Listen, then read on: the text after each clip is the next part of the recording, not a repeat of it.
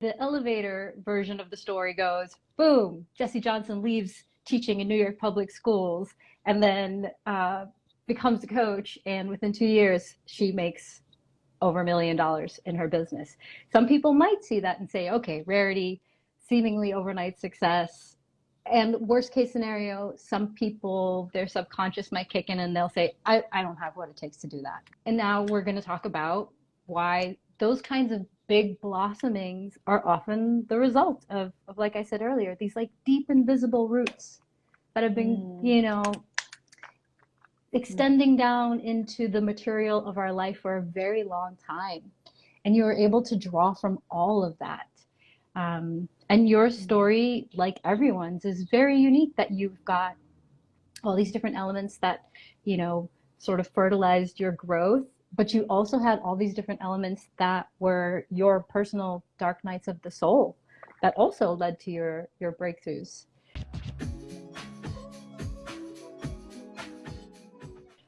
So can you fill us in on some of the details that might not be on the about page?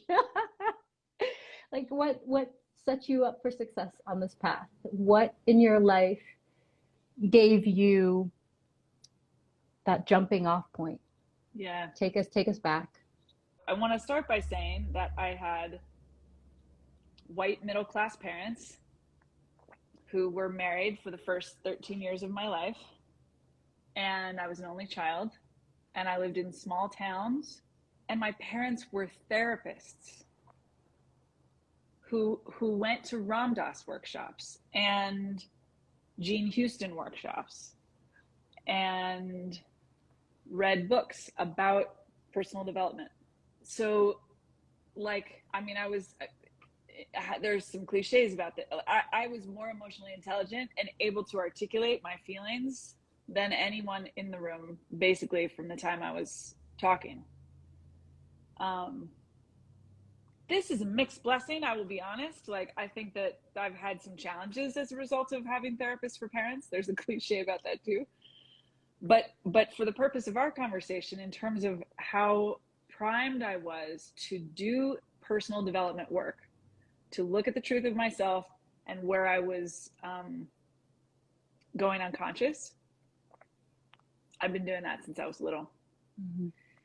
And I think it's obvious in some conversations, but even in those conversations, I've never said it out loud. And I'm really grateful for you making this invitation, that my white privilege cannot be ignored here. I had been a straight A student my whole life. I had been extremely successful, whatever that means, in terms of hierarchical acknowledgement. You know what I mean? I was a good student, and then a good teacher, and then a good coach of teachers. Where there were promotions, I got them. Where there were bonuses, I got them. And at the time that our story starts, I was making $103 or $5 or $8,000 a year. I can't remember actually.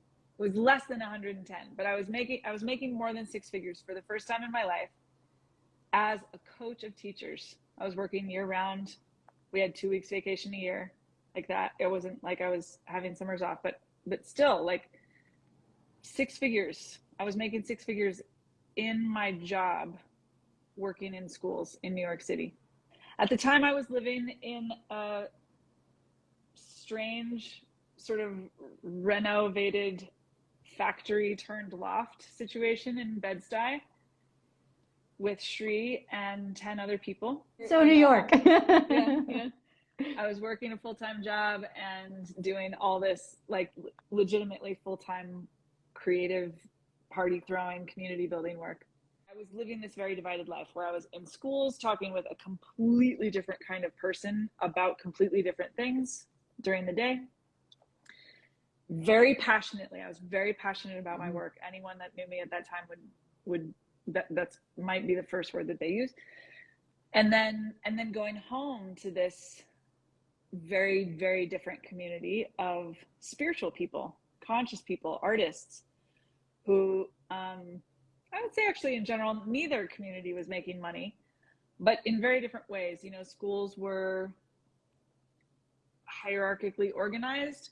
Our community was a complete shit show. There was no hierarchical structure at all, Mm-hmm. for better and for worse.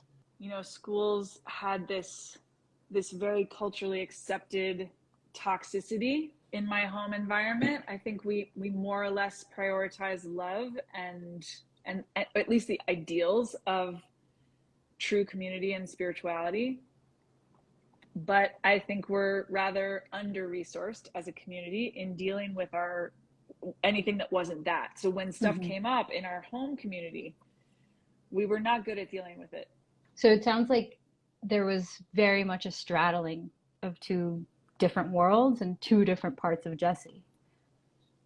And Yes. I just wanted to name that because I think that's very relevant to a lot of people who have been on a path and maybe have been, you know, getting the accomplishments and acknowledgments and promotions and making that progress, but also still tending to the fire of some other part of themselves, some Yeah. other passion, but one leg in each world. And after a while, well, we know where your story goes. That didn't feel good, did it? And it didn't feel sustainable. And so I just wanted to speak to that because, again, this is something that a lot of people have experienced and are dealing with, especially, you know, these days post-pandemic, where things like the Great Resignation and people just really understanding that they can make a different choice. Mm. And so I think that moment in your story is really important because you painted this amazing picture of like two full worlds side by side, but it ultimately didn't feel good and wasn't sustainable. Am I right? Yeah, and it's interesting hearing you talk about it because I'm realizing I was unhappy in both worlds, and I was unhappy in the straddling of both worlds. Mm. Like I was fussy about schools. I think I've talked about this a lot, but you know, frustrated by what wasn't working in schools. And I think I don't talk about it as much, but actually in some ways it's more relevant. I think I was really like judgy. I'll just out myself, you know, but like unimpressed and unsatisfied by the depth of my spiritual community. Mm. I felt like we weren't really doing the thing. We looked like it, but it was like I don't want to do it if it's like this. Actually, I don't want it to look like a spiritual thing. I want it to be a spiritual thing. Yeah. Yeah. And we're just still hiding from so much. We're still terrified of being seen as who we really are. We're still so I think I was in what ultimately became a very productive way, frustrated by both, judging both, and at the same time, definitely what you're saying, feeling very unintegrated and frankly very unseen. I think I felt Mm. very unseen because even though I was getting, you know, promoted and bonused in my job and I was leading all these events, all these people knew my name, I didn't feel like anyone actually was paying attention to me or seeing what I'm actually capable of. I Mm. didn't feel well used. I feel like I got to define this because sometimes when I say this, people are like, I don't want to be used. I don't mean like that, you know, used and abused, but like I am a tool. I am God's tool. And I did not feel like I was, it's funny as I'm saying this, I'm like, I guess I wasn't using myself well. But I was blaming it on other people. As we I do mean, again, sometimes. super relatable. I don't know, like blow us up with some hearts and some comments if this resonates with your experience. It does for me. I made the jump from, you know, an advertising agency with very corporate clients, and then uh, started the straddling. It was like, okay, yoga certification, and this is really where my heart is at, and this feels less toxic, and this feels like it's actually of service, and it felt very expansive. And then in that straddling and in that reaching, I also had a very similar experience of being like, okay, well, this particular community of teachers and facilitators and practitioners in the yoga world in Los Angeles at the time, not the depth that you spoke of, I also felt like there's maybe like one deep spot here in the pool, but the rest of it feels kind of shallow. And I got really turned off by that because the thing that I fell in love with was the depth and the promise of being fully utilized, right? And then you speak about this in an upcoming video we've got coming out on a new program called Mission, of this feeling of being pissed off, like, the fuck, people don't see how amazing and unique and brilliant I am, and I'm not giving all that I have to give. Okay, so you had this life that nourished you very well, privilege, spiritual community. You also had amazing discipline, and you had sharpened all of your swords so that you could be excellent at the things that you did. And I want to name that too, because when we get to this next part of the story where you step into your dream of impacting the world as a coach, it's not like, oh, magically, you're crushing things. It's like, no, you had a lifetime of practice of showing up with excellence. And again, we're being specific today so that people can reference the things in their own lives and the skills in their own lives that carry over. Yeah. Can I jump in? Are you about to draw something? I saw you go for a marker. I'm making notes, yes. Okay. And I just realized my color coordination too, so let's just enjoy that. Thank you for bringing this up, because I think I had a master's degree from Columbia. I studied math all throughout my life, but I was great at math. I loved math. I taught math. I had been teaching meditation for years. I'd been to India 3 times on pilgrimage. This is random, but I had studied violin and done like classical orchestral performance at the very highest level for over a decade. Like, I knew how to work hard. I knew how to be, like, when you said excellence, it was like, excellence was, if you can kind of extricate the juicy and I think healthy part of what I brought to the table from all of the codependency and people pleasing and good girl-ness, excellence is the value that was a through line. There's a couple, but that's one of the really important ones. So I was not starting out as a beginner, and I knew it.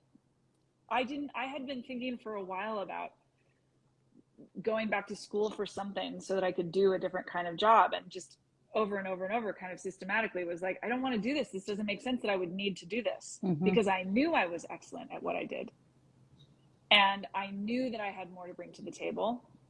And I, at a certain point, got real honest with myself that I didn't actually want anyone's approval or stamp of like excellence to give me permission to do something. Was there a moment in this transition where you took inventory? Because I think this is something that a lot of us don't consciously do, where we pause to be like, wait a minute, I've survived, thrived, accomplished, pursued, failed as a good thing. And then just like list out like all of the life experience, all of the life education, and to really take stock in that. And then, in our mental CV, be like, I have an incredible skill set. I have such a unique skill set. Like, transfer over to anything that you want to do. I doubt anyone listening right now is like, oh yes, me too, I have the same master's degree, and like, oh yes, my parents were also the same, and oh yes, I also did X, Y, and Z. No, probably not. But we've all done something. We've all learned and pursued and followed our hearts and excavated the gems. So did you have that moment where you were like, holy shit, look at all of this that I'm taking into the next thing with me? No, and that is why I needed a coach. Everything you want is already